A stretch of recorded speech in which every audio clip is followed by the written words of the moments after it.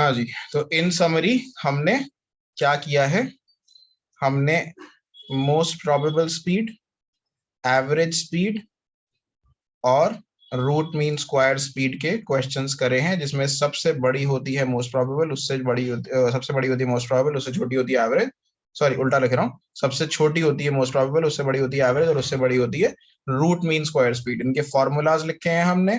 Most probable speed का formula है root में 2RT/m, एवरेज स्पीड का फॉर्मूला है रूट में 8RT/πm, और most root mean square speed का फॉर्मूला है 3RT/m। ठीक है, अब जो नया टॉपिक करेंगे वो भी इसी से रिलेटेड है, इसलिए मैंने ये रिवाइज कराया। तो न्यू टॉपिक है मैक्सवेल्स डिस्ट्रीब्यूशन ऑफ वेलोसिटीज। इसके लिए हम जनरल एग्जांपल्स चूज कर सकते हैं। ठीक है, कुछ बहुत जनरल एग्जांपल यूज करेंगे and then we will be able to understand how it works.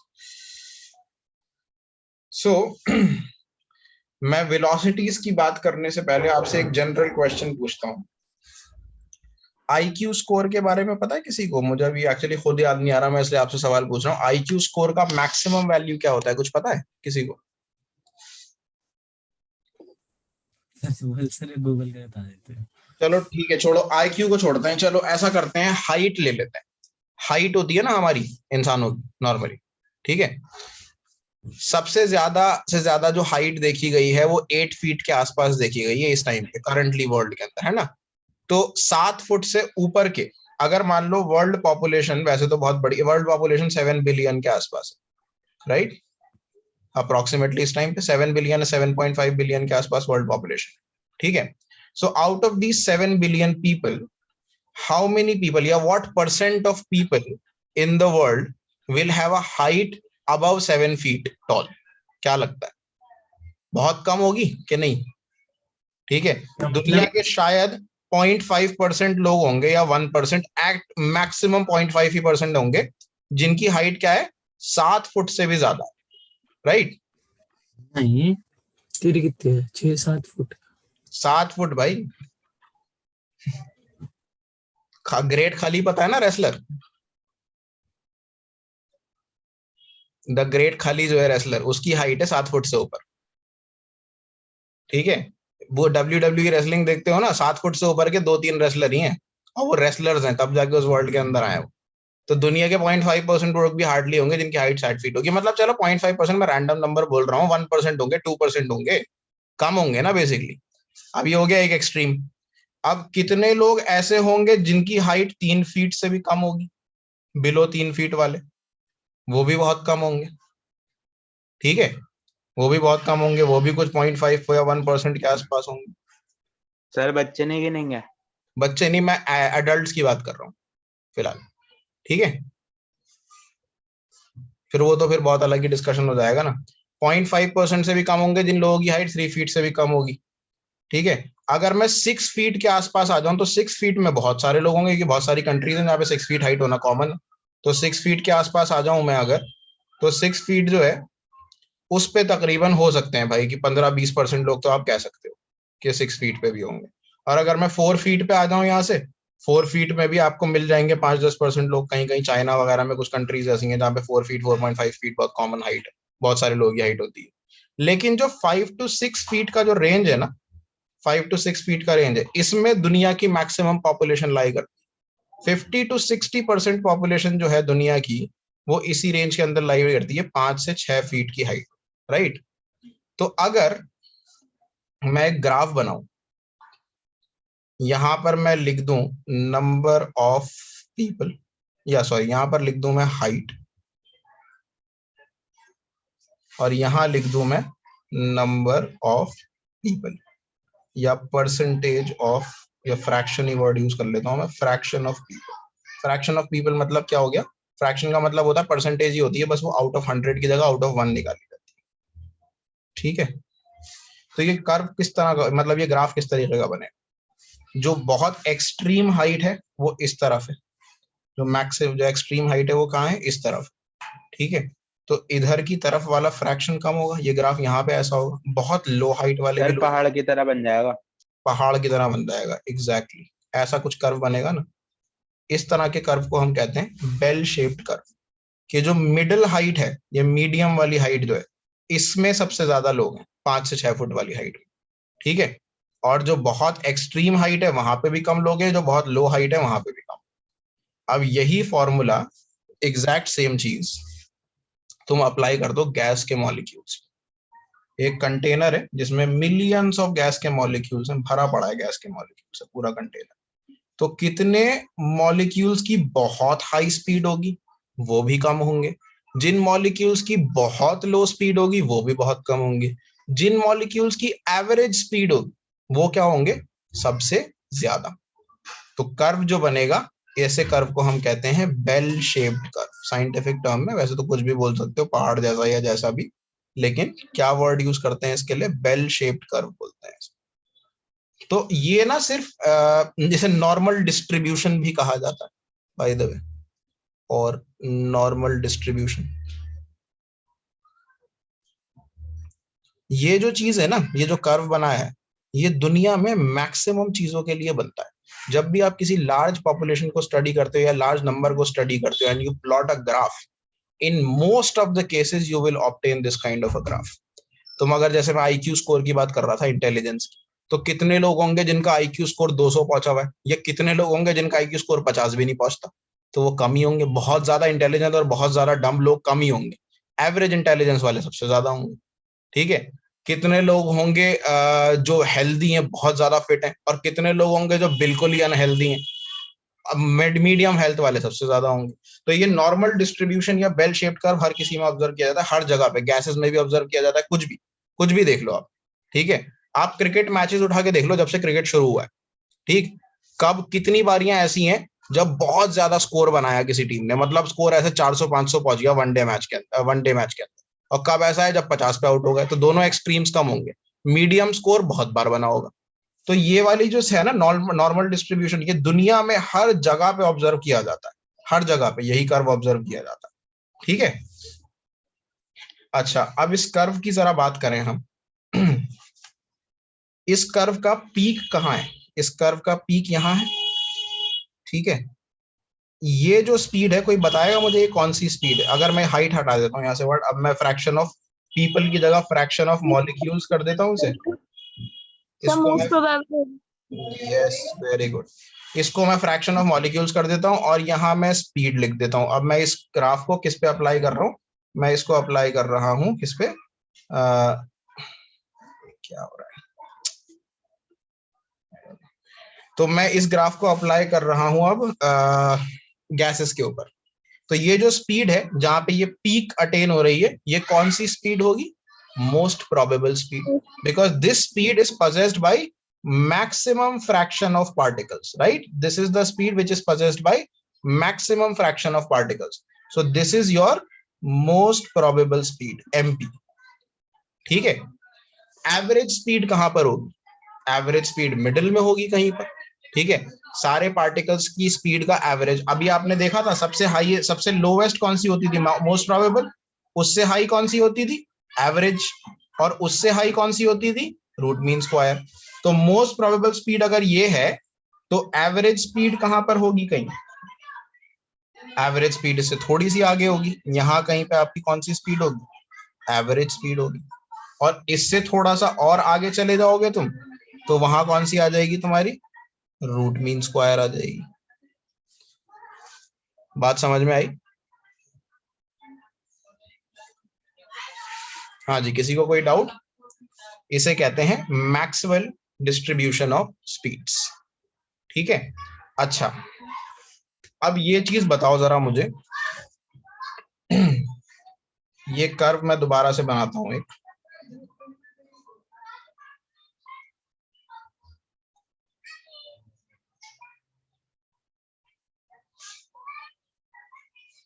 अब मैं इसके अंदर दो डिफरेंट गैसेस के लिए कर्व्स प्लॉट करता हूं।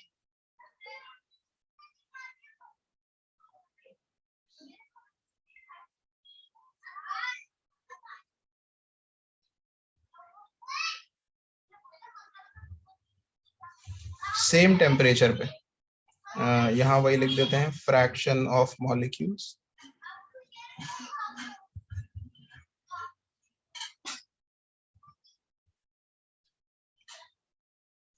यहाँ लिख देते हैं स्पीड,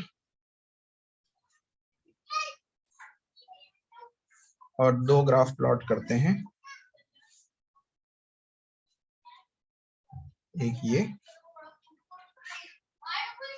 और एक ये कर देते हैं। ठीक है, दोनों ग्राफ प्लॉट किए हैं। रेड वाला ग्राफ मान लो गैस ए के लिए है, ग्रीन वाला ग्राफ गैस बी के लिए है, और मोलर मासेस दोनों गैसेस के दिए हैं। एक गैस का molar mass of gases are MA and MB। A gas का मोलर मास MA है, बी का B है, MB है। ठीक है, तो आपके पास चार ऑप्शन है, which is correct. Option A है MA is greater than MB, option B है MB is greater than MA, option C है MA and MB are equal, और ऑप्शन डी है none of the above। क्या कोई relation नहीं है? none of the above का मतलब कोई रिलेशन है ही नहीं इन दोनों के बीच। ठीक है सर, कोई रिलेशन नहीं। क्यों नहीं है? सर क्योंकि अनइवन है, एक क्रॉस हो रही है दोनों लाइंस। अरे क्रॉस हो रही है उससे क्या मतलब है? मैं कह रहा हूँ दोनों की मॉलिक्यूलर स्पीड्स दे रखी हैं आपको। अगर मैं मान लो मोस्ट प्रोबेबल स्पीड प्लॉट करता हूँ, रेड वाले की मोस्ट प्रोबेबल स्पीड यहाँ पर होगी, ये रेड वाले की मोस्ट प्रोबेबल स्पीड है। ग्रीन वाले की मोस्ट प्रोबेबल स्पीड कहाँ है? यहाँ पर कर्व के पीक पे होती है ना मोस्ट प्रोबेबल स्पीड, होती है कि नहीं? किसकी मोस्ट प्रोबेबल स्पीड ज्यादा है, रेड वाले की या ग्रीन वाले की? सर ग्रीन वाले की ज्यादा है, तो सर MB जो होगा ना वो मतलब वो होगा ज्यादा, मतलब बड़ा होगा, वो छोटा होगा। मोस्ट प्रोबेबल स्पीड का फॉर्मूला होता है 3√3 RT/m। m क्या आ रहा है? डिनोमिनेटर में आ रहा है, तो most probable speed inversely proportional है मोलर मास के।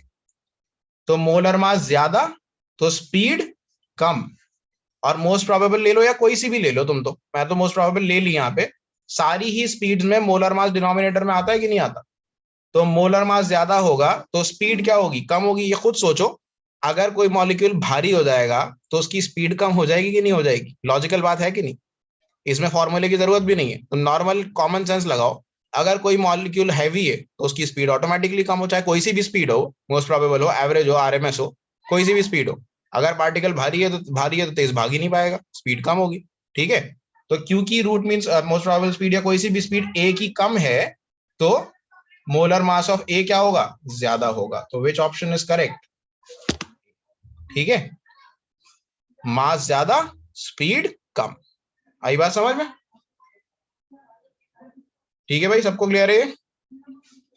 सर एक बार फिर से बता दीजिए।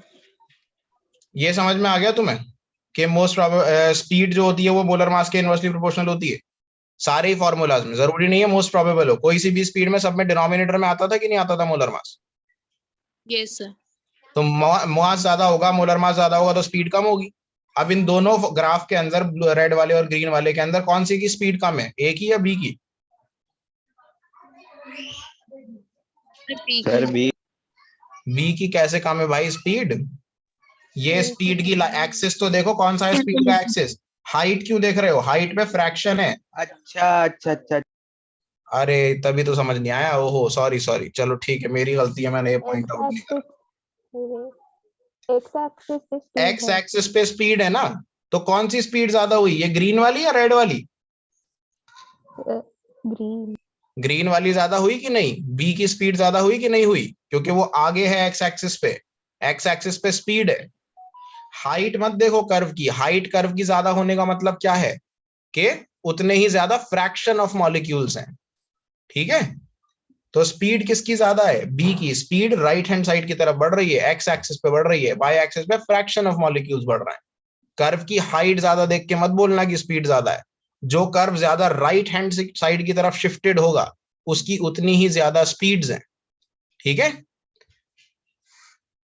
अब कोई मुझे ये समझाएगा कि कर्व जो है ये फ्लैट क्यों हो गया, इसकी हाइट क्यों कम हो गई। चलो राइट पे भी शिफ्ट होना था तो ऐसे भी तो हो सकता था, मान लो ये आ गया तुम्हारा कर्व, ये रेड वाला कर्व आया और फिर ये ग्रीन वाला कर्व आ गया, ऐसा क्यों नहीं बना। हाँ जी, कोई बता पाएगा ये? सर क्वेश्चन समझ नहीं आया।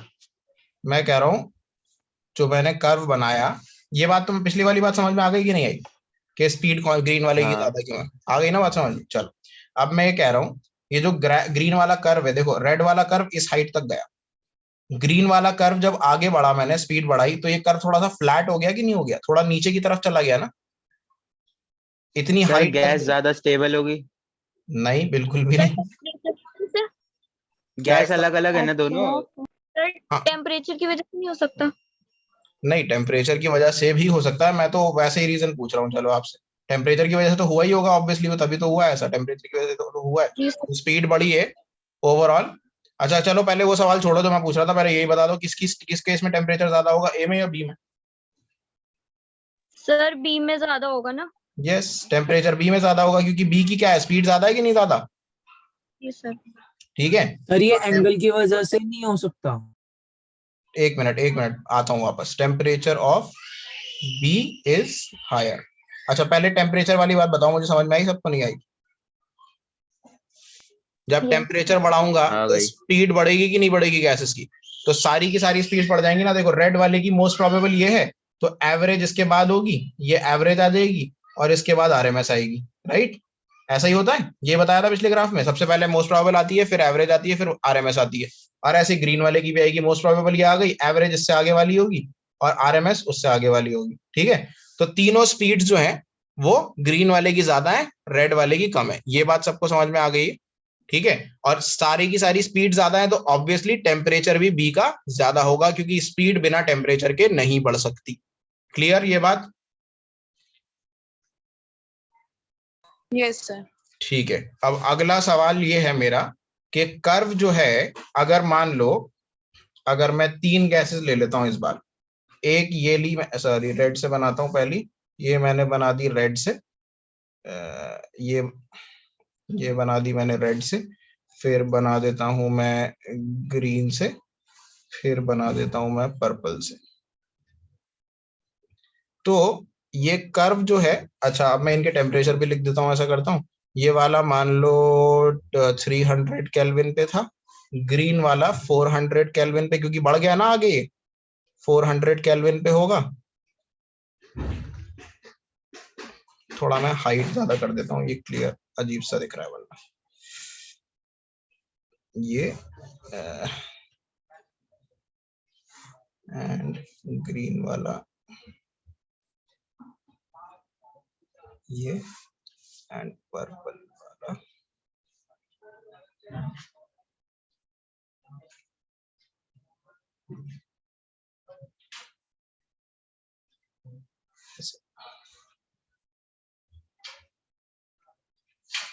ठीक है। तो अगर मैं पीक्स देखूं, इसकी पीक यहाँ पर है, यानी कि इसकी मोस्ट प्रोबेबल स्पीड ये हो गई, और ग्रीन वाले की मोस्ट प्रोबेबल की पीक कहीं यहाँ है, तो इसकी मोस्ट प्रोबेबल स्पीड ये हो गई, और जो पर्पल वाला है इसकी पीक कहीं यहाँ पर है, तो इसकी मोस्ट प्रोबेबल स्पीड ये हो गई। इतनी बात सबको समझ में आई?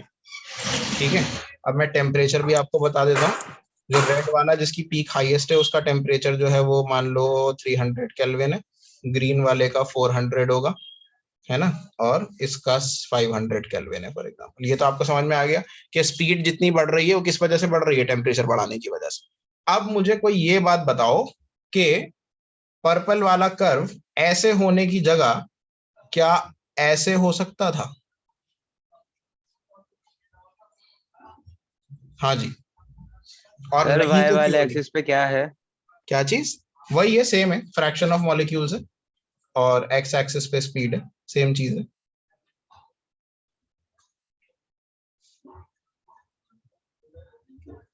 तो कर्व अभी ये मैंने गलत कर्व बनाया है कि सही बनाया, और गलत बनाया तो क्यों बनाया? सर ये गलत होगा ना, क्योंकि जैसे जैसे टेम्परेचर बढ़ता जाता है वैसे वैसे सर स्पीड बढ़ती जाएगी और आगे जाता जाएगा वो, और तो मोस्ट आगे तो प्रोबेबल चला स्पीड। गया, इसकी भी देखो मोस्ट प्रोबेबल स्पीड यहीं तो आएगी, पीक पे होती है ना मोस्ट प्रोबेबल स्पीड, यहाँ आ गई मोस्ट जी प्रोबेबल स्पीड, बढ़ गई 500 केल्विन पे, तो बढ़ तो रही है अभी भी। पर सर फ्रैक्शन ऑफ मॉलिक्यूल्स भी तो देखेंगे ना। यस, सही करीब जा रही हो तुम आंसर के, एग्जैक्ट नहीं बता रही। सर मेरे तो समझ ही नहीं आ रहा फ्रैक्शन ऑफ मॉलिक्यूल्स है क्या। फ्रैक्शन ऑफ मॉलिक्यूल यानी कितने परसेंटेज ऑफ मॉलिक्यूल्स, कितने मॉलिक्यूल्स की स्पीड ये है। सर मेरे हिसाब से सर टेम्परेचर सर बढ़ाने रेशियो से ही बदल जाएगा ना। सारी स्पीड्स भी बढ़ती हैं, तो मतलब कि कुछ मॉलिक्यूल्स की एवरेज स्पीड बढ़, जैसे सर किसी की सबकी स्पीड्स बढ़ती हैं, तो सर क्या होता है कि इस वजह से वो आपस में डिस्ट्रीब्यूट हो जाती है और इस वजह से पीक फ्लैट हो जाती है फ्रैक्शन ऑफ मॉलिक्यूल्स ठीक है, में। तुमने बताया नहीं की कोशिश सही करी है, लेकिन अभी एग्जैक्ट एक्सप्लेनेशन नहीं है। Soha was also trying something, Soha बताओ। सर नहीं, नहीं तो बस के कुछ नहीं है। तुम ना इसको सर एक मैं तरीके बता से, रही थी फ्रैक्शन ऑफ मॉलिक्यूल्स में वही रेशियो का डिस्ट्रीब्यूशन चेंज हो जाता है, इसकी वजह से वो फ्लैट हो जाएगा शायद। हाँ सही बोला है तुमने, रीजन तुमने बस एक्सप्लेनेशन तुमने से बिल्कुल सही दी है, लेकिन अभी लोगों को समझ में आने वाली एक्सप्लेनेशन नहीं दी। कोई बात नहीं, मैं बताता हूँ। देखो तुम इसको एक सीधा सा समझो, अगर तुम, पहले मैं बताता हूँ नॉर्मली कर्व का number of moles of gases तो सेम रह रहा है ना, टेम्परेचर बढ़ा रहा हूं मैं, गैस तो ऐड नहीं कर रहा, ठीक है। तो अगर इतने मॉलिक्यूल्स यहां पर बड़े हैं तो इतने ही मॉलिक्यूल्स यहां पर घटेंगे भी तो सही। बात समझ में आई कि नहीं आई ये वाली? यानी कुछ हाँ मॉलिक्यूल्स की बैलेंसिंग हो गए स्पीड, ना। हाँ कुछ मॉलिक्यूल्स जो हैं उनकी स्पीड अब इस तरफ आ गए, यानी फ्रैक्शन ऑफ मॉलिक्यूल्स जो हैं, there are certain molecules with more speed, ये येलो रीजन मैंने बताया है, तो there will be certain molecules with lesser speed as well, ठीक है। टोटल नंबर ऑफ मॉलिक्यूल्स तो सेम रहेंगे ना, the area under the curve should remain same, right. The area under the curve, पहले ये एरिया था अंडर द कर्व जो मैं ग्रीन से कर रहा हूं, रेड कर्व के नीचे ये पूरा एरिया आ रहा था, ये जो एरिया था ये बेसिकली टोटल मॉलिक्यूल्स ही तो रिप्रेजेंट कर रहा था, ठीक है। अब जो नया एरिया है वो क्या होगा, वो यहां से ये वाला होगा। तो अगर ब्लू रीजन के अंदर एरिया बड़ा है तो बाकी कुछ जगह से कम भी तो होगा। ये इसको ऐसे मान लो तुम कि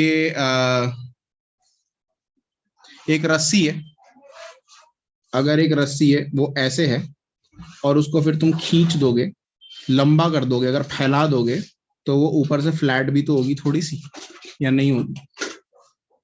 बात समझ में आई कि नहीं?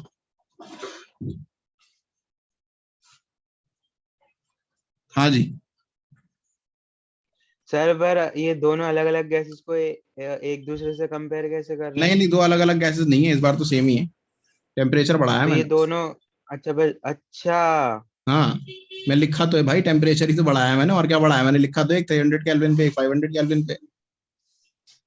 अच्छा सेम गैस के मैंने वो बढ़ा दिया, ठीक है। टेम्परेचर बढ़ा दिया, तो there will be more molecules at higher speed now and less molecules at lower speed, right.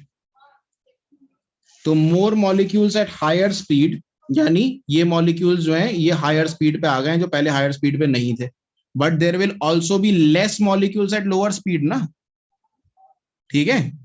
जब मैं टेम्परेचर बढ़ा दूंगा तो लोअर स्पीड वाले मॉलिक्यूल्स कम होंगे कि नहीं होंगे, क्योंकि वही मॉलिक्यूल्स तो हायर स्पीड में आ गए। अब बात समझ में आई जो मैंने कही थी शुरू में, इसके बिल्कुल जो पिछला वाला पेज था कि 4 मीटर पर सेकंड वाले भी हैं, 5 वाले भी हैं, 6 वाले भी हैं, 7 वाले भी हैं, 8 वाले भी हैं, ठीक है, और 10 वाले भी हैं, सारी मॉलिक्यूलर स्पीड्स की हैं। जब मैं टेम्परेचर बढ़ा दूंगा तो 4 मीटर पर सेकंड वाले मॉलिक्यूल बहुत कम नहीं रह जाएंगे, क्योंकि 4 वाले जो होंगे वो 5 मीटर या 6 मीटर पर सेकंड में कन्वर्ट हो जाएंगे, ठीक है। तो लोअर स्पीड्स पे जो मॉलिक्यूल है वो घट जाएंगे, तो ये कर्व यहाँ से नीचे आ रहा है। चेंज हो जाएगी क्या सर, ये चीज? यानी उनकी यानी जो उनकी वेलोसिटी होगी वो चेंज हो जाएगी, उनकी स्पीड। हाँ हायर स्पीड पे चले जाएंगे, तो there will be less fraction of molecules at lower speed now and more fraction of molecules at higher speed. ये यहां से मॉलिक्यूल घट रहे हैं ये जो येलो रीजन में हाईलाइट कर रहा हूँ, यहाँ से मॉलिक्यूल घट गया, यानी लोअर स्पीड्स पे जो मॉलिक्यूल थे वो किस पे चले गए, अब हायर स्पीड में, वो यहाँ आ गए मॉलिक्यूल, यहाँ बढ़ गए।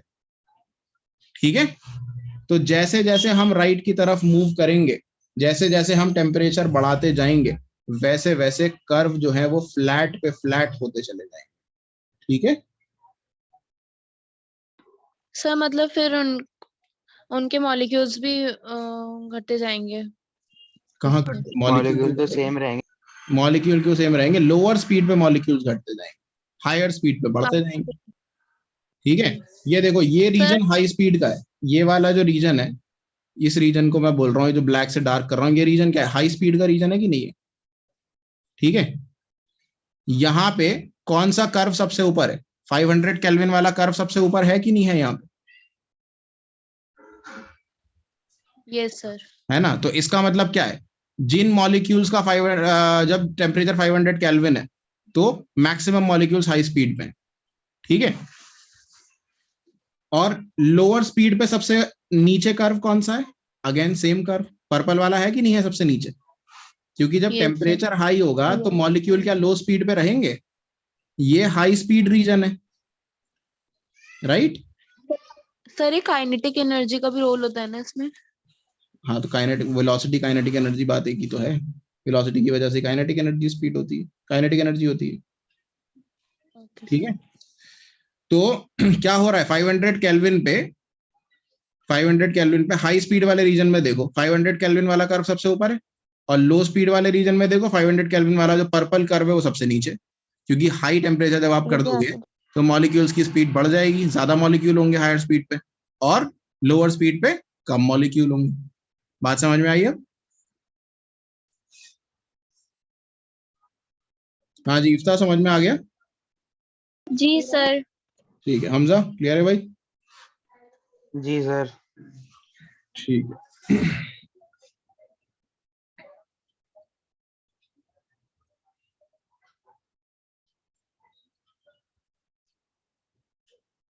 तो इसमें बस एक चीज याद रखनी है, जो एरिया ऑफ कर्व है it will always be same, area of curve will be same, और as you increase the temperature,